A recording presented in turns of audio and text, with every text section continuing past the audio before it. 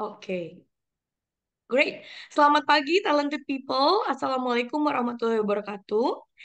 Salam sejahtera. Perkenalkan, nama saya Pamela dari Ek Consulting. Senang sekali bisa bertemu dengan Bapak Ibu semua di acara Behind the Suits pagi ini. Ek Consulting hadir untuk memberi solusi terbaik yang bisa mengembangkan individu untuk hasil organisasi yang terakselerasi. Jadi bagi klien-klien kami adalah partner yang bergandengan tangan memahami kondisi organisasi sesungguhnya untuk solusi yang dirancang khusus kebutuhan unik di tiap perusahaan. Dan jadi sama halnya di Behind the Suits, ini adalah webinar reguler yang kami lakukan di setiap Jumat pagi, di mana kami membahas topik-topik yang memang sedang in and very happening now, untuk memahami berbagai perspektif dan memberi solusi terbaik. Jadi di sesi ini, Bapak Ibu, super interaktif dan seru. Jadi selama sesi berlangsung, eh, jika Bapak Ibu ada yang mau tanya atau punya ide untuk didiskusikan, feel free banget untuk langsung klik di kolom chat Zoom. Dan juga itu karena waktu kita yang terbatas, kadang-kadang banyak yang pengen nanya dan kadang kita nggak ada waktu untuk tanya jawab, jadi feel free sepanjang sesinya bisa langsung ditanyakan di chat. Saya pribadi merasa sangat terhormat karena pada kesempatan ini kita akan mendengarkan pengalaman dan juga pengetahuan dari seorang tamu yang sangat istimewa, sudah menunjukkan kepemimpinan yang luar biasa dalam mengarahkan perusahaan menuju sukses dan lebih besar. Pengalamannya 20 tahun di industri otomotif, lama berkarir di Astra Daihatsu Motor, dan sekarang adalah President Director untuk PT IPPI atau IP, bagian dari Astra Group. Jadi please welcome Bapak Ferianto Setiadi. Apa kabar Pak Ferry? Ya, selamat pagi. Assalamualaikum warahmatullahi wabarakatuh. Sehat, terima Baik. kasih Mbak Pam. Terima kasih Bapak sudah hadir di pagi ini.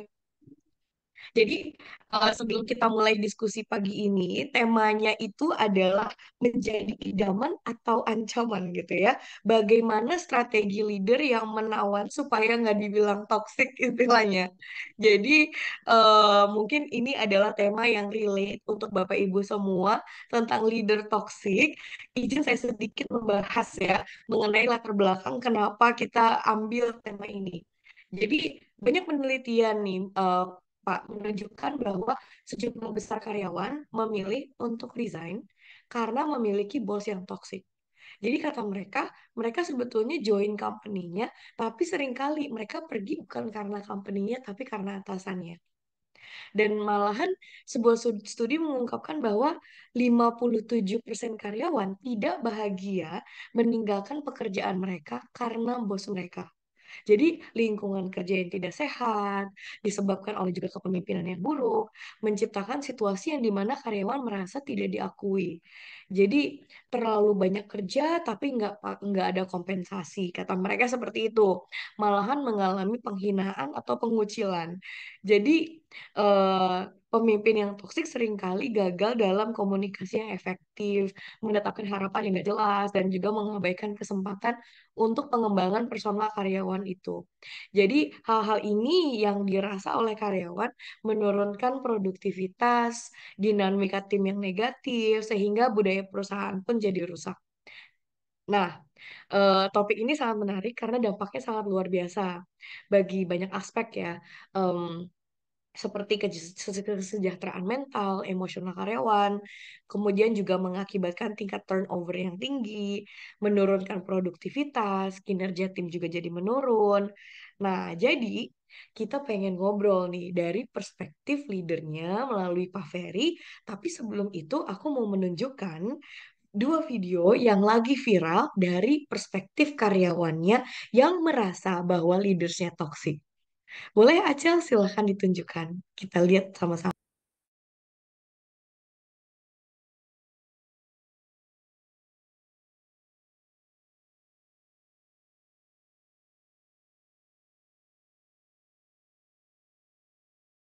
Ceritain pengalaman toksik kalian di kantor dimulai dari gue dulu. Gue punya bos yang sifatnya itu Steve Jobs wannabe. Kenapa ada Steve Jobsnya? Ya, Steve Jobs itu kan orangnya cerdas, jenius, pintar. Tapi dia itu galak, pemarah, dan dia nggak segan-segan untuk memblaming orang atau mematikan karakter orang di depan halayak. Tapi ingat, Steve Jobs itu bisa dibantah dan karyawannya itu bisa ngomong fuck, fuck, fuck sama dia. Di Indonesia ini nggak bisa. Kita tuh ada strata di dalam, ada level pangkat di dalam perusahaan. Dan ketika kita sama bos, kita akan hormat ngomongnya. Nah, dia memakai cara itu di Indonesia. Walaupun dia juga bukan orang luar, dia orang-orang biasa, orang Indonesia. Dia ngehancurin karakter orang di depan orang lain, dia marah-marahin, dia maki-maki, tapi dia sendiri kalau dibantah dia nggak terima. But he's nothing, dia nggak dipego, dia tuh nggak pinter. Dan apa yang terjadi sekarang? Dia hancur, perusahaannya hilang.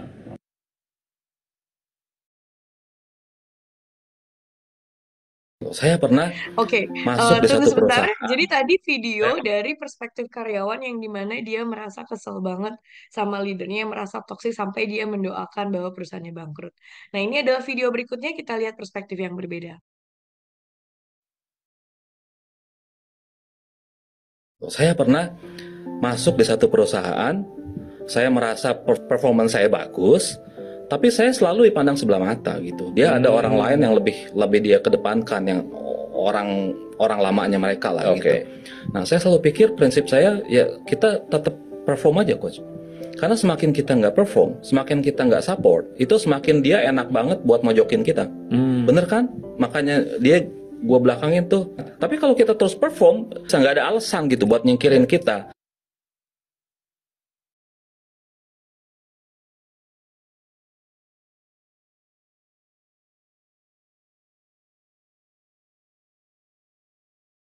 Oke, menarik ya. Jadi kedua video tadi seru banget karena kita ngasih real case dampak dari leader toxic. Di mana di video yang pertama tadi saya sampaikan ada orang yang menanggapi dengan emosi. Namun di video kedua kita lihat justru ada juga orang yang menanggapi bos toxic itu sebagai challenge dan dia terus perform. Nah, ini Pak Ferry ini ya Pak Ferry udah siap nih menjawab pertanyaan-pertanyaan aku. Jadi Ya, kalau jangan terlalu sulit pertanyaannya. iya Pak. Jadi kalau Pak Ferry sendiri sebetulnya dia merasa nggak sih kalau pas dia jadi toxic. Sorry, tiba-tiba sinyalnya putus nih. Gimana? Minta diulang. Oke, jadi aku pengen nanya nih Pak. Soalnya kan banyak yang komplain tentang leaders toxic dan Hmm, ada dua perspektif karyawan. Satu karyawan dia itu kayak kesel banget, ya, emosi. ya, Satu karyawannya lagi dia itu menanggapinya dengan positif, dia terus perform. Nah, ya. dari perspektif leader sendiri, leader tuh ngerasa nggak sih kalau pas dirinya lagi jadi toxic? Oh, yang pasti namanya orang salah kan sering bilang gitu. Hilaf, nggak Hmm. merasa kan ya. Koruptor aja kadang-kadang nggak merasa kalau koruptor. Dia bilang ini cobaan katanya. Atasan apalagi? Karena dia ketika mulai menjabat punya target kan ya. Target itu Iya. harus dikejar dan sebagian besar atasan itu kan goal getter, harus dapat. Hmm. Yang entah goal getter atau enggak, paling enggak buat dianya harus dapat, minimal dia dapat nama, dia kelihatan berprestasi, entah anak buahnya berprestasi atau enggak, tapi dia harus berprestasi. Dia harus bisa improve, increase lah, bukan improve, increase eh, performance perusahaannya, performance organisasinya. Maka dia berusaha dengan keras. Masalahnya berusaha dengan keras, Hmm. bukan berusaha dianya yang berusaha keras, anak buahnya yang disuruh berusaha keras. Ya, dalam hal ini seringkali ya gitu. Pokoknya gua nggak mau tahu. Kalau udah ngomong pokoknya itu kan susah. Nah, begitu tidak tercapai, dia nggak melihat, nggak refleksi, nggak review. Padahal kan kita tahu PDC ya, plan, do, check, action ya. Harus ada cek, ada review. Nggak review, pokoknya ini lu yang salah. Kenapa ini nggak tercapai? Lu yang salah. Nggak bisa. Alasan apapun, gua nggak terima alasan. Namanya alasan banyak, ya kan, bahasa-bahasa gitulah. Pokoknya nggak mau tahu, bisa tercapai, bisa selesai. Ya seperti itulah contohnya ya. Gitu Mbak Pam. Menjawab nggak? Hmm. Jadi Iya seringkali Pak. nggak kerasa karena di pikiran dia ada target yang harus dicapai. Salah nggak? Hmm. Ya nggak salah, sebenarnya nggak salah. Cuma cara mengkomunikasikannya kan ya yang jadi masalah. Itu yang Jadi nggak sengaja akhirnya si karyawan merasa tertekan gitu ya Pak ya, atau Oh iya, merasa tidak dihargai gitu. ya, Nah, untuk kita yang seorang leader gitu Pak ya, yang lagi under pressure, saya paham banget sih. Dia ya, di atasnya pasti kan under pressure, yang pastinya otomatis ke ya, bawahnya pun jadi memberi pressure. Nah, ya. kalau untuk Bapak sendiri, kapan Bapak apa ya, mengetahui gejala ketika, aduh, ntar dulu nih, kayaknya saya kebanyakan nih ngegasnya gitu, Pak. Oh, Indikatornya biasanya apa tuh, Pak? banyak sebenarnya. Dengan berjalannya waktu, kita belajar membaca gestur orang kan ya. Hmm. Dari mimik orang, kelihatan wajah orang, dari pilihan kata-kata yang dia ucapkan ya. Ya kalau menurut Bapak gitu ya silahkan aja. Saya sih udah maksimum nih Pak, udah kayak gini. Atau dari gerakan tubuh yang ketika meeting atau pertemuan ketika kita ajak bicara mulai ya wajahnya udah ya tahulah kita ya bahasa tubuhnya udah kayak males pokoknya udah pengen pulang aja. Ya kelihatan lah yang seperti itu. Dengan berjalannya waktu kita bisa merasakan itu. Terus ya, ya ketika saya masuk satu organisasi pernah nih testimoni. Hari pertama Hmm. itu dapat WA banyak sekali, tapi bukan ke saya karena mereka nggak tahu nomor saya. Ke teman saya, tolong sampaikan kepada Pak Ferry. Berderet-deret lah, banyak sekali yang merasa nggak dihargai. Banyak lah macam-macam ya. Kalau saya sebutin ketahuan kan. Keluhan mereka soal absensi lah, karir lah, performance lah, sampai ada yang mereka bilang sengaja bikin masalah supaya customer marah sama dia. Ini kan parah ya. Sama juga kita naik satu kapal atau satu Oh. perahu dibocorin sendiri. Mm-mm. Lama-lama kapalnya tenggelam, ya dia ikut tenggelam juga kan. Dia sadar atau nggak sadar. Yang tadi video yang pertama, bangkrut katanya. Mm. Padahal kan bukan Mm. itu yang kita mau. Taruhlah Iya, bangkrut betul. terus nyari kerjaan lagi kan susah. Apalagi hari-hari gini ya. Lebih baik Mm-mm. yang kedua tadi.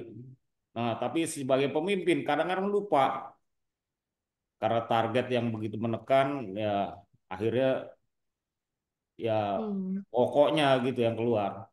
Gitu Mbak Pap kira-kira. Tapi dari segi karyawannya juga berarti seringkali ketika mereka seperti itu gitu ya, malahan meluapkan emosi, kayak tidak berusaha juga memahami, dia juga nggak berpikir secara jangka panjang ya. Tadi Ya, saya itu memberi perspektif berbeda tuh waktu Bapak bilang, ya kalau company ini bangkrut, kamu juga jadi nggak ada kerjaan loh gitu ya. ya, ya. Aksi sama dengan reaksi, hukum Newton. Aksi sama dengan Biasanya reaksi. kalau Bapak sendiri cara nanganin karyawan yang lagi emosi seperti itu gimana tuh Pak? Komunikasi kan ya. Bicara Gimana den- biasanya Bapak dengan komunikasi? Ada hati, dari tips-tips hati ke tertentu kah, hati. Pak? Berapa? Hmm. Ada tips-tips tertentu kah komunikasinya seperti apa? Karena kadang kan kita sebagai leader, saya merasa saya sudah berkomunikasi, tapi ternyata komunikasi ditangkap berbeda gitu, Pak. Kalau Ya, Bapak punya tips apa biasanya? buat leader yang sadar ya, tahu pertama itu minta maaf. Minta maaf itu membuka pintu hati untuk pemulihan. Jadi minta maaf atau ya bicara diajak ngomong. Terus apa? Makan kan ya. Hati itu di mana? Kan di sini. Di bawahnya sini apa? Di bawahnya hati apa? Perut kan ya. Kalau perutnya kita bisa sentuh, hatinya akan lebih mudah disentuh. Ya, artinya bukan perut selalu makanan, tapi kebutuhan dia apa? Pertama kita jawab kebutuhannya. Maka di tempat saya, kebutuhan karyawan apa? Jawab itu dulu. Ambil hatinya, pikirannya kita isi, ya biasa ya 3H. Heart, head, hand. Ambil hatinya, headnya kita isi, kepalanya kita isi, tangannya akan bekerja, headnya akan bekerja, gitu. Sering kita ajak komunikasi, sering kita ajak, ya kalau perlu jalan keluar kemana, makan Hmm. bersama, makan siang dan lain-lain. Ya, seperti itu, Bapak. Hmm. Simple sebenarnya. Saya terbayang banget ya, soalnya kan untuk Bapak sangat berat gitu ya. Saat ini sendiri IPPI itu ada berapa karyawannya, Pak? Dan mungkin untuk teman-teman yang nggak tahu, IPPI adalah perusahaan manufacturing pulp ya, Pak ya. Boleh diceritakan sedikit seberapa besar dan juga mungkin Bapak bisa ceritakan tadi saya terkejut sebetulnya, Pak. Bapak bilang ketika kamu join, wah ada banyak apa tantangan gitu ya Pak ya, sampai orang Ya, nge-WA berkali-kali seperti itu, sampaikan ke Pak Ferry bla bla bla bla. Karena saya terkejut karena saya sering banget nih Bapak Ibu ke kantornya Bapak, dan Bapak itu sangat dicintai. Dan semua itu kayak ke Bapak itu ya, Bapak itu salah satu leader. Kenapa juga kita undang hari ini ya Bapak Ibu, adalah Pak Ferry itu adalah sosok leader yang betul-betul memberi mendevelop timnya itu dengan hati gitu. Jadi malahan saya ingin lihat transformasi untuk mengubah hati para karyawan yang tadinya sangat marah sama Bapak, dan performa IP itu jauh melonjak ya. Nanti mungkin Bapak bisa ceritakan bagaimana prosesnya itu, Pak. Pertama ya, mungkin seperti apa IP saat ini, perjalanannya waktu Bapak pertama menjabat seperti apa dan hingga kini kayak apa, dan kemudian apa yang Bapak lakukan untuk merubah hati para karyawan. ya. Pertama sebagai leader kita kan membuka diri ya, terima masukan, terima omongan, bahkan hal yang terpahit sekalipun ya harus kita telan. Itu resiko kita sebagai leader. Bagaimana kita membuka diri, kita siap menerima dan bukan hanya mendengarkan, masukin, masuk kuping kanan, keluar kuping kiri. Nggak seperti itu. Tapi benar-benar kebutuhan mereka apa? Kita lihat apa yang diucapkan, apa yang keluar dari hati, kita terima dengan hati kita. Ya kita sebagai pemimpin yang punya kapasitas untuk melakukan perubahan, lakukan perubahan. Jadi itu yang pertama, ya terima masukan, banyak masukan dari serikat, dari karyawan. Ketika kita Gemba ya, Gemba itu kita masuk ke pabrik, kita jalan di dalam, berkomunikasi dengan orang. Kadang-kadang satu tepukan di punggung sederhana itu buat mereka berkesan. Seorang pemimpin melakukan itu berkesan dan mereka terbuka untuk bicara itu. Ya, salah satu teman saya testimoni di perusahaan lain yang dia menginterview mantan karyawan PT IP yang eh, putus kontrak, kita nggak bisa perpanjang, putus kontrak, ngelamar di tempat bekerja yang baru, kebetulan HRD-nya kenal saya juga. Dia tanya, bagaimana? Oh luar biasa katanya. Ada meskipun dia putus kontrak, dia Selanjutnya kita beri dengan pembeli tangan kanan berbalok ke sorry, atas. Tolong Selamat di bisa. mute. Acil minta tolong di mute yang nah, ini ya suaranya. Silakan Pak lanjutkan. dia meskipun dia putus kontrak, ya istilahnya kayak di PHK gitu ya, ya karena kondisi eh, dia nggak mengatakan yang buruk tentang IP, tidak mengatakan yang buruk tentang saya. Dia bercerita bahkan testimoni hal-hal yang baik tentang kami. Jadi itu salah satu bagaimana kita bisa diterima karyawan ketika kita membuka. Kita nggak datang sebagai kayak pejabat tinggi yang semua orang harus nunduk. Kita jalan sambil ya membusungkan dada ke pabrik, minta dihormati semua orang. Enggak. Kita yang lebih dulu memberi hormat. Ada budaya di IP, setiap pagi kita melakukan greeting ya. Setiap pagi kita menyambut karyawan yang masuk, kita salami mereka, senyum, salam, sapa. Itu juga normal, banyak dilakukan. Yang penting apa? Tulus. Kita lakukan dengan tulus. Kita eh, bahkan di perusahaan yang dulu saya salamin. Cuma sejak COVID kan nggak pernah salaman lagi. Itu 1.500 orang pagi-pagi nyalamin 1.500 orang dulu sebelum saya di PT IP. Nah, Wow, Bapak sendiri sebagai direktur utama, Pak, yang nah, enggak, menyalami. dulu kan sebagai general manager saya, plan head, kepala Oh, head. wow. Setelah kepala pabrik, saya naik jadi executive officer, memimpin Hmm. 3 pabrik. Nah, itu ya salamin kalau pagi. Nah, Hmm. ketika kita masuk ke lapangan, orang ngajak ngomong, ya kita dengarkan masukan. Mereka bilang, Pak, di sini panas. Saya bilang, kipas angin yang ada di gudang keluarin, pasang situ. Lagi istirahat mereka ya gerah, panas gitu. Terus alat komunikasi yang kurang dulu itu HT ya, handy talkie, mereka nggak punya, tapi butuh, akhirnya beli masing-masing. Saya bilang nggak bisa, ini harus perusahaan yang menyediakan, nggak boleh beli sendiri.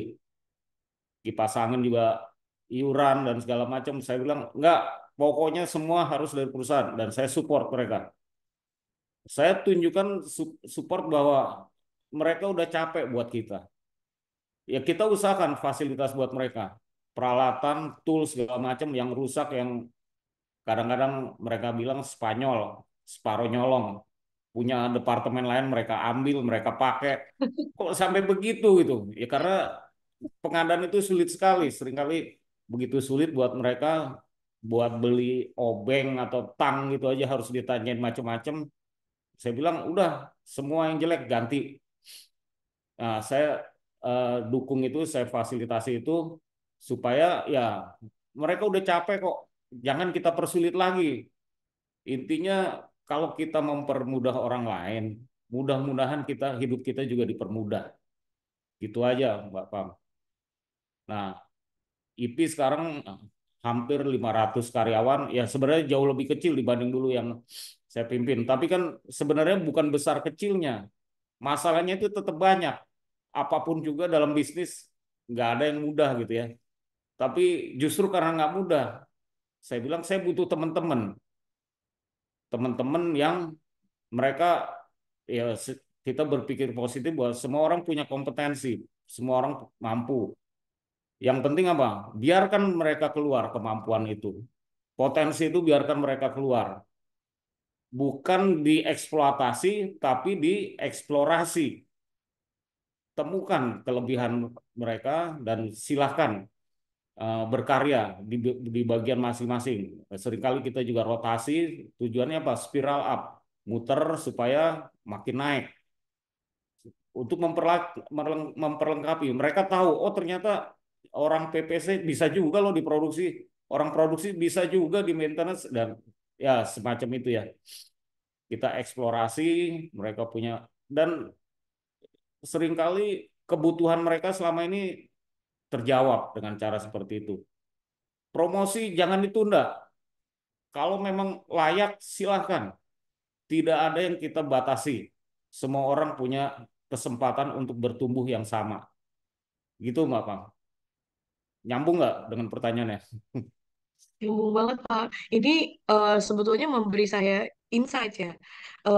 Insight-nya adalah ya betul-betul seorang leader itu peranannya adalah mengambil hati mereka gitu. Ya, Tadi saya sangat ini ya kaget, saya baru pertama kali ini dengar Pak seorang leader bilang ya kalau misalkan pekerjaan mereka bisa dipermudah, kenapa enggak gitu.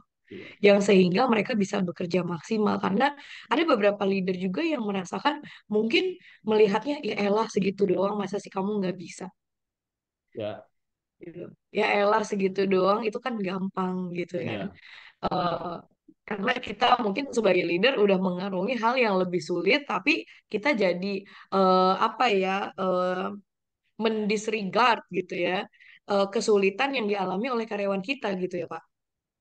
ya. Seringkali, seringkali dalam satu training saya bilang hidup kita itu seperti piramid kan ya, piramid. Batu yang di bawah kan lebih banyak daripada batu yang di atas. Sampai di atas ada mungkin cuma beberapa batu. Piramid kan gitu, Hmm. disusun dari batu-batu, makin ke atas semakin sedikit. Saya sering Hmm. bilang, kita itu bisa ada di atas karena ada batu-batu lain di bawah kita. Dan mereka itulah batu-batu itu. Kita bisa di atas karena ada mereka. Kalau nggak ada mereka, kita nggak ada di atas. Satu batu sendirian di atas tanah doang gitu. Dan nggak ada gunanya, nggak ada keindahannya, nggak ada fungsinya, nggak ada yang menarik tentang itu. Jadi perhatikan orang-orang di bawah kita. Karena kita bisa di atas karena mereka. Tanpa mereka, kita bukan apa-apa. Gitu. Nah, ini mindset yang harus kita punya sebagai pemimpin. Bahwa kita ada karena mereka ada. Saya pernah ditegur waktu itu, ya 20 tahun lalu mungkin, ada kecelakaan kerja. Dua kali kecelakaan kerja. Ini apa, dark historinya saya 2 kecelakaan kerja dalam 1 bulan saya dipanggil. Waktu itu saya malah pergi training karena ada undangan training, saya pergi training. Direktur Hmm. saya marah. Kenapa training? Ada karyawan terluka kamu training. Dia lihat saya mata ke mata, dia lihat, kenapa saya butuh kamu? Kalau untuk produksi aja, saya tidak butuh kamu, dia bilang. Operatornya cukup pabrik itu. Nggak perlu manajer, nggak perlu pemimpin. Mesin bisa berjalan dengan operator, tidak butuh manajer. Jadi kenapa saya butuh kamu? Ya artinya saya butuh ya mengontrol mereka, mengawasi mereka, menolong mereka, menjaga mereka. Lebih sering kita mengatakan mengontrol, mengawasi, bukan mengontrol, bukan mengawasi, menjaga, menolong. Kata-kata itu yang harus kita rubah. Kita menjaga, menolong, membantu mereka. Karena kita bisa menikmati apa yang kita nikmati sebagai pemimpin karena mereka. Tanpa mereka kita nggak bisa eh, menikmati apa-apa, nggak bisa mengalami apa-apa. Bukan siapa-siapalah gitu ya. Ya seperti itu, Bapak. Dan kata Bapak tadi kan karena ini adalah ya organisasi kayak piramid gitu ya, Bapak Ya, semakin ke atas kan semakin sedikit. Nah, sekarang Bapak adalah di ujung dari organisasinya gitu ya, ujung paling atas. Bagaimana biasanya Bapak mentransfer eh, energi-energi positif ini gitu Pak ke manajer-manajer di tengah, terutama mungkin saya terpikir leaders-leaders baru gitu ya Pak, ya. mungkin pemimpin-pemimpin muda yang dimana ini sebuah pengalaman baru, dapat pressure, tapi at the same time mereka harus paham bagaimana juga memanage manusia gitu Pak. Ya. Tidak ada hal khusus, tapi semua kita lakukan secara daily. Tiap pagi kita kan ada asakai meeting pagi. Tidak selalu saya ngomong di situ, tapi ketika dibutuhkan saya ngomong. Ketika mereka butuh dorongan, saya mendorong mereka. Setelah meeting pagi dengan para supervisor, meeting pagi dengan para manajer. Di situ kita bisa bicara, kita bisa mengkomunikasikan, kita bisa mendelegasikan apapun yang yang kita inginkan. Yang penting kita menjaga arah perusahaan ya, arah perusahaan, arah organisasi supaya berjalan masih dalam rel. Mendorong untuk ya namanya pemimpin goal getter. Goal itu harus tercapai, tapi bukan dengan cara yang ngejar-ngejar ya maksa-maksa atau apa gitu ya. Tapi ayo kita lakukan bersama dan selalu apa yang bisa saya bantu untuk melakukan ini. Ya, seperti itu dan ada event-event khusus di mana saya juga bisa bicara sebulan sekali di apel pagi di depan seluruh karyawan. Enggak cuma sebulan sekali sebenarnya, bisa kapanpun juga. Cuma saya beri kesempatan buat pemimpin-pemimpin lain juga untuk bicara di situ. Di 2 pabrik, Kerawang dan Bekasi. Itu yang bisa kita sampaikan ke mereka. Gitu, Bapak. Selama perjalanan Bapak, apakah hal-hal atau tips-tips yang dilakukan gitu ya Pak untuk managing people itu datang secara natural atau sepanjang perjalanannya Bapak punya mentor yang mungkin pemimpin-pemimpin Bapak dulu yang menginspirasi juga Pak? Di kita memang ada mentoring. Sebelum saya ke PIP pun saya punya coach yang sekarang masih juga bekerja, masih aktif menjadi direktur salah satu grup di Astra. Dan bagaimana kita belajar atau enggak kan sebenarnya pilihan kita, Bapak. Dari hari pertama bekerja kita udah belajar. Kita belajar tidak pernah berhenti belajar.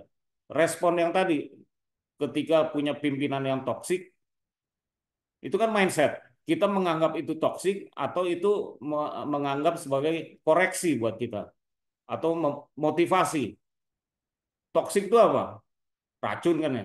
Racun itu bisa mematikan, bisa enggak, tapi dampaknya negatif. Tapi racun itu bisa manis, bisa juga pahit. Obat juga bisa gitu kan ya, pahit bisa manis. Kita anggap aja Iya, obat. Pak. Itu memotivasi kita, mendukung kita. Itu dari hari-hari pertama, hari kedua saya kerja itu udah pengen pulang. 30 tahun lalu itu. Hari pertama kerja oke, hari kedua pengen pulang saya. Pengen berhenti, ini ngapain sih kerja di perusahaan begini, aduh nggak enak banget, dibully dan segala macam. Eh, Tapi pilihannya di kita. Bukan soal benar atau salah, tetapi bagaimana respon. Bukan apa yang Hmm. terjadi pada kita, tapi bagaimana kita menyikapi semua yang terjadi dalam hidup kita. Nah, tinggal pilih itu jadi motivasi atau demotivasi. Seperti video tadi. Ya udah, kita tunjukkan, kita Hmm. berprestasi, kita tunjukkan bahwa saya tidak seperti yang Anda pikir.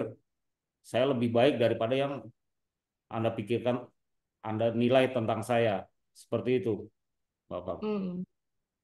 Wow, jadi eh, apa menarik ya Pak? Maksudnya em, ini juga salah satu yang seringkali diajarin oleh Dokter Ari Ginanjar ya Pak, tentang konsep growth mindset.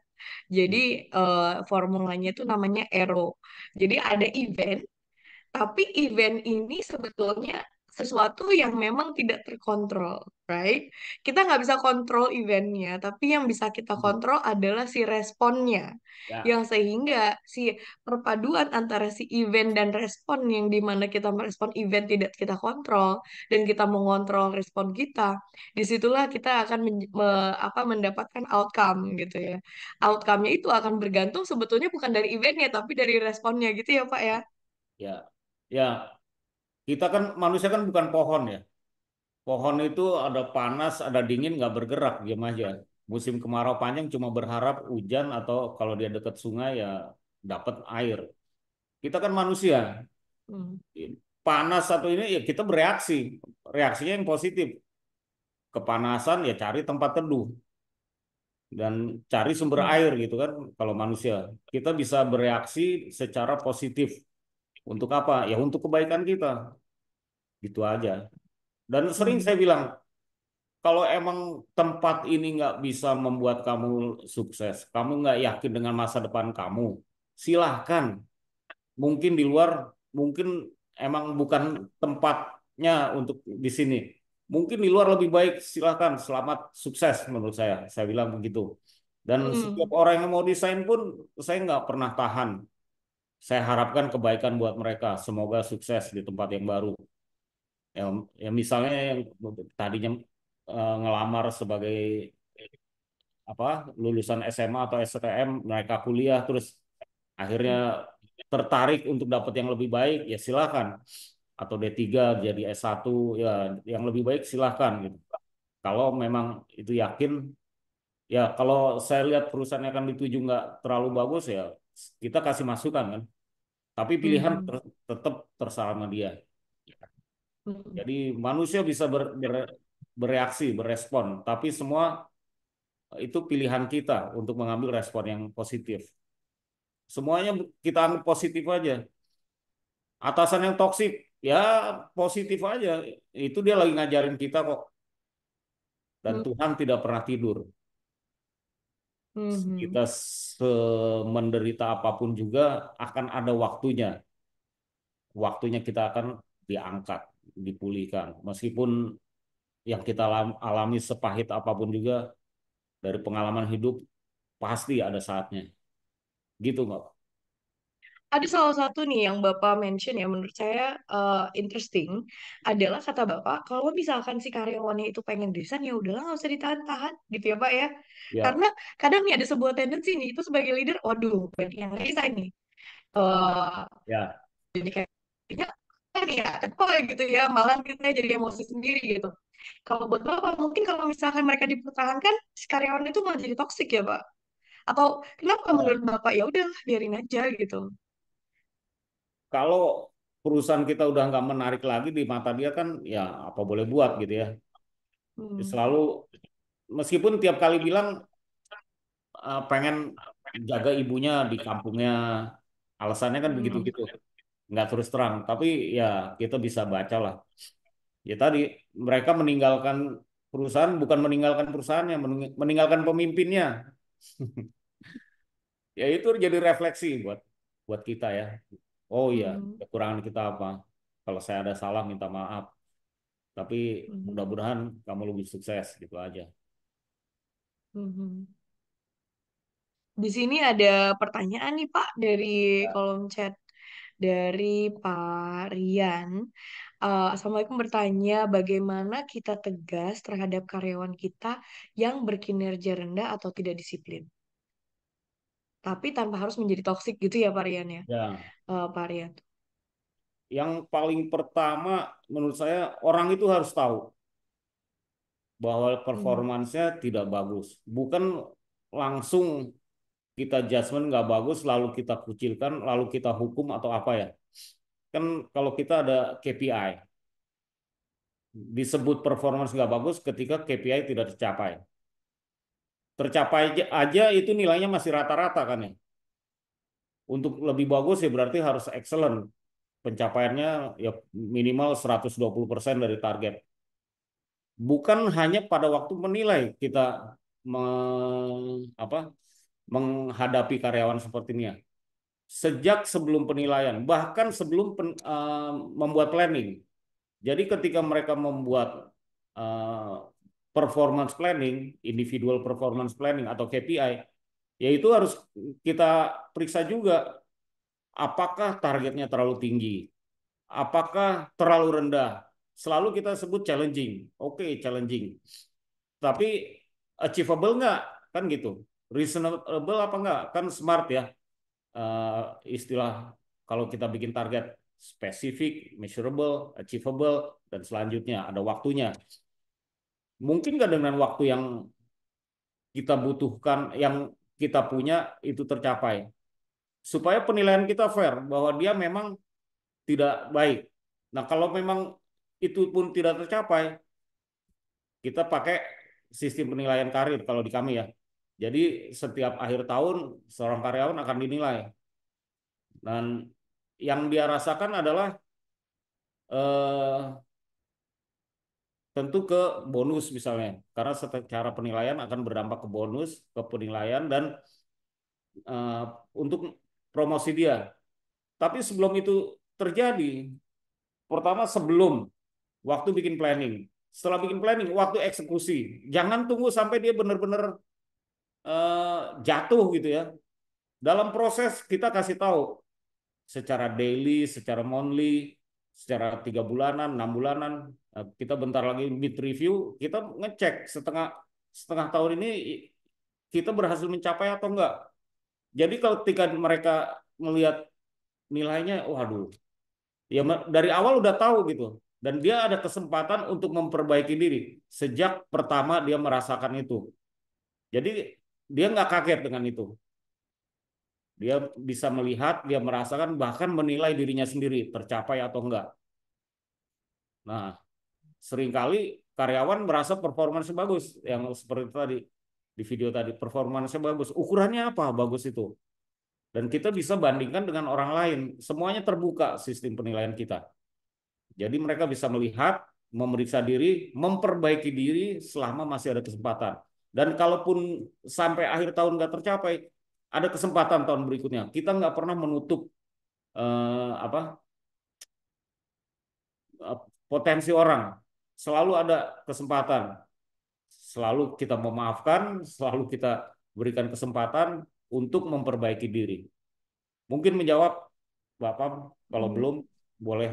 Dan menurut saya perspektif Bapak ini sebetulnya yang mengapa tren di dunia industri saat ini pun beralih ya Pak.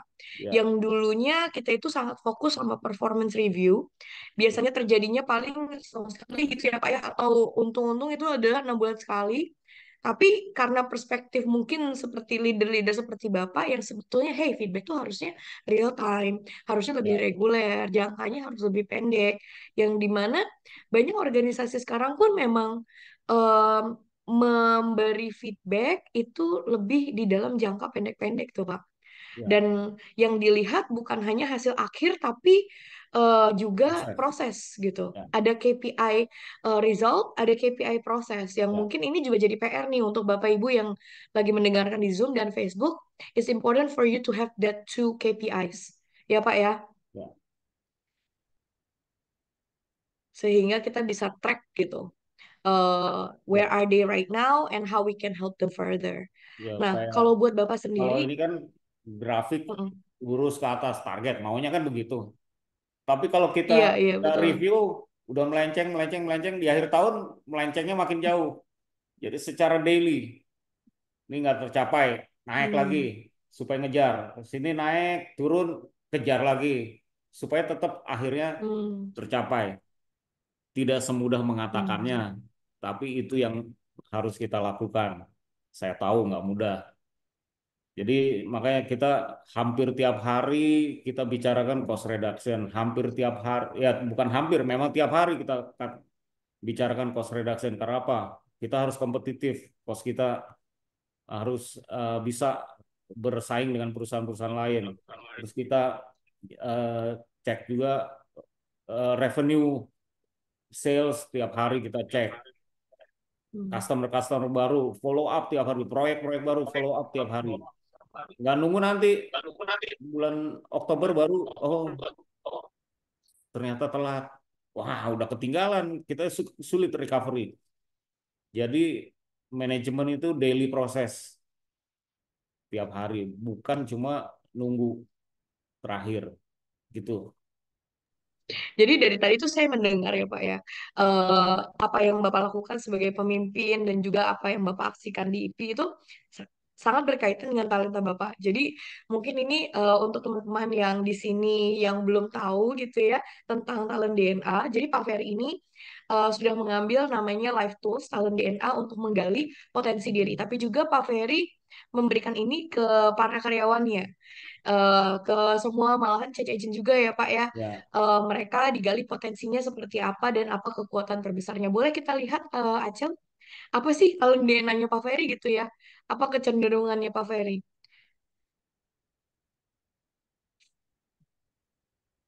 Nah, jadi kalau Pak Ferry sendiri itu kan nomor satunya kolaborator.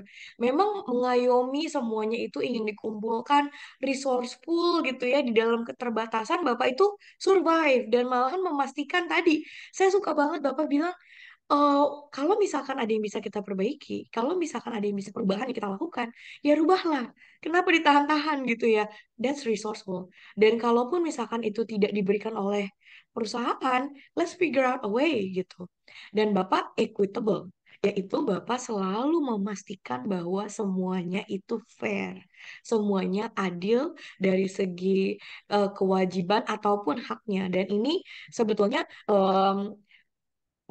apa ya merujuk ke pertanyaannya di sini ada Ibu Hafnidar bertanya, sebagai manusia biasa, pemimpin kadang juga bisa tidak adil. Misal cenderung sayang dan perhatian pada yang performanya bagus dan sebaliknya. Mungkin kayak yang video di awal ya Pak ya, ke ya, orang yang pertama sama ke orang yang kedua di video itu beda banget gitu.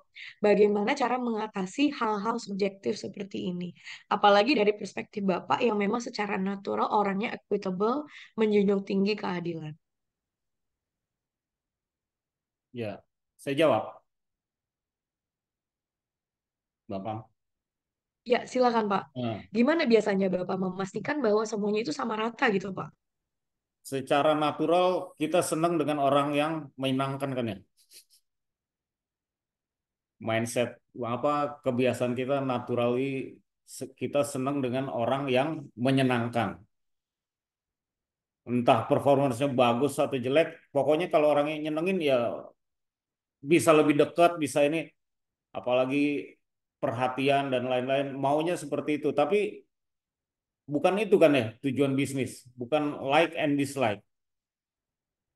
Kita ya harus kembali ke goal, ke tujuan, bagaimana kontribusi orang. Dan kita lihat kalaupun orang yang tidak perform, kan ada penyebabnya. Kita tanya, kita nggak selalu langsung ke orangnya, tapi kita tanya ke teman-temannya, ke atasannya, atau ke bawahannya. Ini orang kenapa? Ada histori apa? Yang kadang-kadang responnya negatif ya. Mungkin toxic member gitu ya. Anak buah yang toxic. Kan bisa kita lihat, kita cek. Kenapa sih dia ada historinya? Dan kita punya positif mindset bahwa semua orang itu baik. Itu yang membuat kita, cuma cara orang berbeda-beda.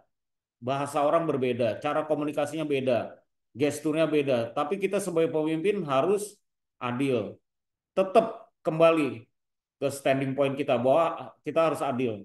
Secara jujur, pengennya juga begitu, sayang sama orang yang menyenangkan. Tapi sebagai pemimpin nggak bisa begitu. Ketika kita lebih eh, memberikan lebih kepada orang yang hanya kita sayangi atau yang menyenangkan, kita memberikan pengaruh buruk buat mereka. Itu yang saya bilang racun yang manis. Orang yang nggak perform, tapi kita kasih madu terus, itu racun. Kita kasih gula terus. Akhirnya apa? Diabetes kan. Kebanyakan manis, kebanyakan dikasih yang enak, padahal dia nggak bagus. Kita promosi dia, kita naikin. Akhirnya apa? Dia jadi leader yang toksik. Dia nggak mengalami masukan, nggak dapat masukan yang positif, performance jelek tapi tetap naik. Itu kita membangun eh, kondisi yang toksik di dalam perusahaan. Semua orang harus dapat perlakuan yang sama, entah suku, agama, ras, golongan, apapun juga. Beda pilihan waktu pilpres, pilkada. Ya tapi kita nggak boleh karena itu. Soal agama nggak boleh karena itu. Nggak boleh karena apa suku apalagi kan ya. Nggak boleh. Mhm. Setiap orang harus dapat perlakuan yang adil. Ya, bagaimana mempertahankan itu? Tetap di pikiran kita bahwa itu yang kita pegang, standing point itu. Dan kita bisa kontrol. Kontrolnya apa? Ya tadi performance. Kembali semuanya ke performance.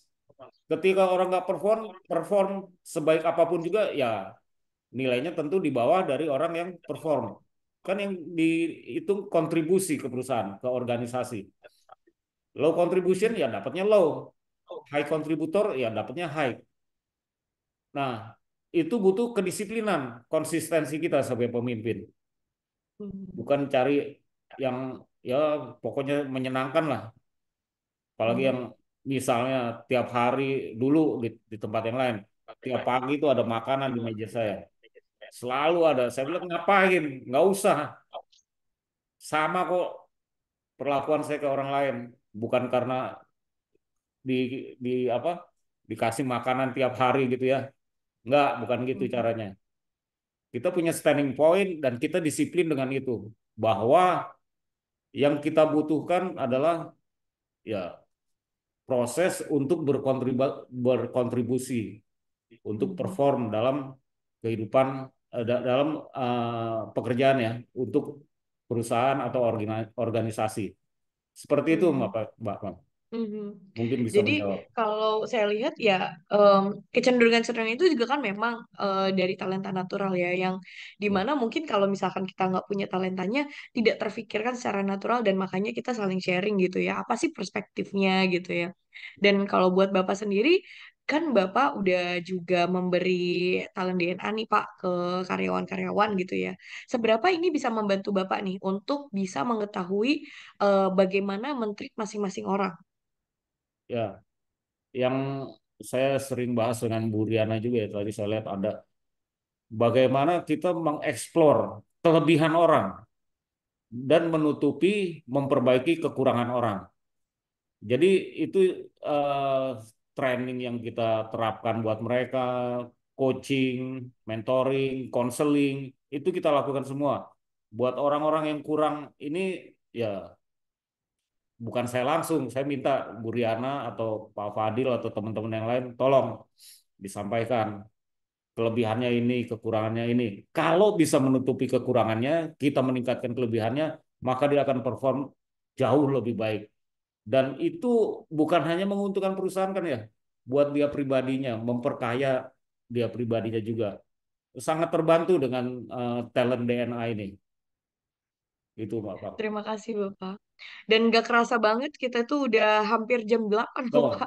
Oh, ya, Ya, gak kerasa banget malah kita udah ngobrol-ngobrol 1 jam. Jadi mungkin kalau boleh saya rangkum sedikit gitu ya. Dan juga menjadi pembelajaran untuk semuanya adalah apalagi untuk saya pribadi juga ya sebagai pemimpin baru gitu ya. Pemimpin yang masih muda juga nih kalau ada para Gen Z dan millennials di luar sana. Menurut saya sangat efektif tadi untuk melihat apa sih yang menjadi trik and tipsnya Pak Ferry. Pertama adalah sering-sering kita tanya masukan dari mereka. Terima sebanyak-banyaknya masukan dari karyawan, talk to them. Kedua adalah beri apresiasi. Sesimpel kata Bapak, tepukan di punggungnya ya Pak ya. Ya, And sometimes that things is so simple, itu sederhana buat kita, but it's very meaningful untuk mereka. Untuk mereka jadi bisa lebih bersemangat lagi, termotivasi dan maju ke depan. Mereka merasa mereka belong there. Dan yang ketiga, jangan berharap mereka yang langsung respect kita, tapi lebih kepada we need to respect them. Kita yang harus juga menunjukkan rasa respect ke karyawan. Tadi kata Pak Ferry, sesimpel Pak Ferry tuh nyambut masing-masing eh, karyawan masuk ke kantor gitu ya. Dan itu semua harus dilakukan dengan tulus. Karena kalaupun nggak tulus itu akan kerasa ya Pak ya. ya, Dan lakukan ini tadi tadi saya senang banget dengernya ya. Lakukan perubahan atas apa yang memang bisa kita lakukan. Apalagi sebagai pemimpin, sebetulnya kita punya kewenangan untuk melakukan perubahan. Dan jangan jangan sampai karena kita punya kewenangan itu dan kita tidak manfaatkan untuk kebaikan dan kebermanfaatan banyak orang. Dan kemudian permudah hidup mereka, permudah hidup karyawan supaya mereka bisa bekerja lebih maksimal.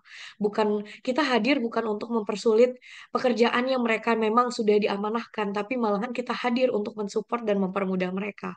Dan yang terakhir, kunci sekali adalah bagaimana kita harus menemukan kelebihan mereka supaya mereka bisa didevelop lebih lanjut sampai Pak Ferry bilang mereka ada kesempatan untuk dirotasi supaya mereka merasa ada kesempatan mereka bisa nyobain dan bisa masuk ke jenjang berikutnya gitu ya Pak ya. ya, Tapi itu pun dimulai dari diri kita sendiri.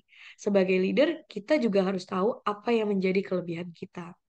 Nah, mungkin sebelum saya tutup, Pak Ferry ada kata-kata tambahan kah atau ada mungkin sesuatu yang kita betul-betul harus jaga sebagai pemimpin supaya nggak toksik. ya. Supaya nggak toksik, be humble, rendah Hmm. hati.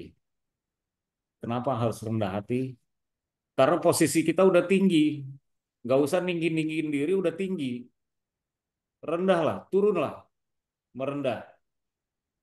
Kalau orang rendah hati, itu seluruh bumi terbuka buat orang itu. Ya, kita tahu dulu masalah-masalah di PT IP, ya karyawan mogok kerja keluar, terus ya demo dan segala macam. Itu kan ternyata bisa selesai ketika kita rendah hati. Kerendahan hati membuka peluang untuk komunikasi. Ketika kita mau rendah hati, orang bisa berkomunikasi dengan kita. Ketika kita tinggi hati, udah ada blocking buat orang lain. Kita nggak akan dengerin orang lain karena kita tinggi hati, merendah, turun, dan yakin bahwa semua orang itu dasarnya baik. Selalu Hmm. positif mindset. Yang penting menemukan yang buat mereka jadi apa? Yang tadi ya kita permudah hidup mereka. Kita buat nyaman karena happy employee will make happy customer yang otomatis akan membuat happy business juga buat kita. Buat Yes. karyawan kita bahagia, buat teman-teman kita bahagia, maka kita nggak usah cari kebahagiaan itu akan datang dengan sendirinya pada kita. Karena apa yang kita tabur itu yang kita tuai.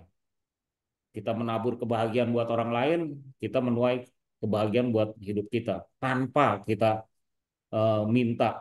Respect itu kan di diusahakan, bukan kita dapat. Hormat dari orang itu kita yang mengusahakan. Caranya hormati orang lain dulu. Itu yang kita tabur. Menghormati orang, membahagiakan orang, memudahkan orang. Posisikan kita bukan sebagai di posisi yang terlalu tinggi lah. Rendah hati aja. Makin rendah itu makin tinggi yang kita dapatkan. Itu aja saya pikir. Wow, terima Ah, kasih banyak Pak Ferry. Dan mungkin ya, untuk Bapak Ibu di luar sana, how can we be humble? Pertama adalah jangan sampai biarkan talenta kita jadi blind spot kita. Jadi kadang-kadang kita nggak humble karena sebetulnya kita nggak sadar akan diri kita kayak apa sehingga kita nggak tahu tuh persepsi di luar sana. Walaupun kita sendiri merasa, oh kayaknya saya nggak sombong. No, actually sometimes it's because you're not aware. Jadi untuk mungkin Bapak Ibu di luar sana, terima kasih banyak Pak Ferry. ya, Ingin mengetahui lebih lanjut dan ngobrol lebih lanjut, bagaimana cara efektif mengetahui diri sendiri sebagai leader, maupun mungkin mengetahui karyawan yang Anda semua pimpin. Bisa scan barcode di sini, kita bisa ngobrol lebih lanjut, atau mungkin hubungi di WA di bawahnya, dan we'll be happy to talk to you and really help you and your organization to thrive. Dan tadi ya Bapak ya, bisnis yang baik terjadi karena customer yang happy, tapi customer yang happy tidak terjadi karena kalau employee-nya nggak happy. So, terima kasih banyak Pak Ferry atas waktunya dan obrolan yang seru ini. Tentunya banyak banget ilmu yang tadi sudah di-share oleh Pak Ferry. Meskipun obrolannya kita harus akhiri, semoga kita bisa bertemu lagi di kesempatan lain. Bapak jangan bosan-bosan kita undang ke Behind the Suit ya Pak. Ya, terima kasih. Terima kasih Terima banyak kasih untuk Bapak. kepercayaannya. Juga salam buat teman-teman yang lain ya. Sehat, sukses semua. Terima kasih. For sure nanti disalamkan juga ke Pak Dr. Ari Ginanjar. Ya, salam Selamat buat Pak melanjutkan Ari. aktivitas Terima semuanya. kasih. Yes, thank you. Semuanya selamat melanjutkan aktivitas. Semoga informasi dapat bermanfaat bagi kita semua. Sampai ketemu di sesi Behind the Suit minggu depan. See you, talented people, and thank you again once again, Pak Ferry. Terima kasih. Assalamualaikum Live ya. warahmatullahi wabarakatuh. Izin live. Thank you, Bapak.